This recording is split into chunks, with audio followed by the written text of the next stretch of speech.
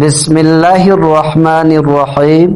السلام علیکم ورحمۃ اللہ وبرکاتہ۔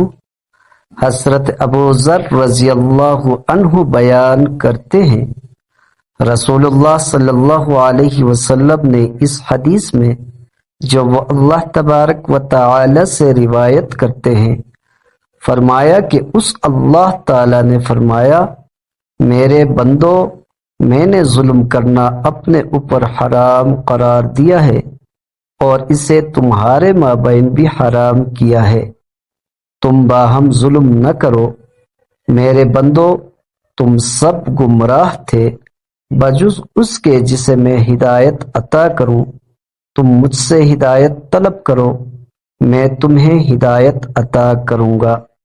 میرے بندو، تم سب بھوکے تھے بجز اس کے جسے میں کھلاؤں، تم مجھ سے کھانا طلب کرو، میں تمہیں کھلاؤں گا۔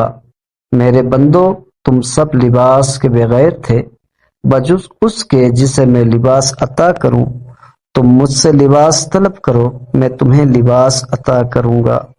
میرے بندو، تم دن رات خطائیں کرتے ہو اور سارے گناہ میں معاف کرتا ہوں، تم مجھ سے مغفرت طلب کرو، میں تمہیں بخش دوں گا۔ میرے بندو، اگر تم مجھے نقصان پہنچانا چاہو تو تم مجھے نقصان نہیں پہنچا سکتے، اور اگر تم مجھے فائدہ پہنچانا چاہو تو تم مجھے فائدہ نہیں پہنچا سکتے۔ میرے بندو، اگر تم سب جن و انس اس شخص کی طرح ہو جاؤ جو تم میں سب سے زیادہ متقی ہے تو اس سے میری بادشاہت میں کچھ اضافہ نہیں ہوگا۔ میرے بندو، اگر تم سب جن و انس اس شخص کی طرح ہو جاؤ جو تم میں سب سے زیادہ فاجر و گنہگار ہے تو اس سے میری بادشاہت میں ذرا کمی نہیں ہوگی۔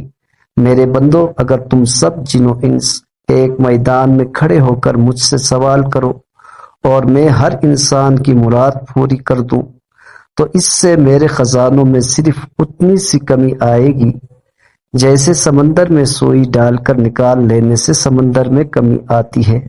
میرے بندو، یہ تمہارے اعمال ہی ہیں جنہیں میں نے محفوظ و شمار کر رکھا ہے، پھر میں روز قیامت انہی کے مطابق پورا بدلہ دوں گا۔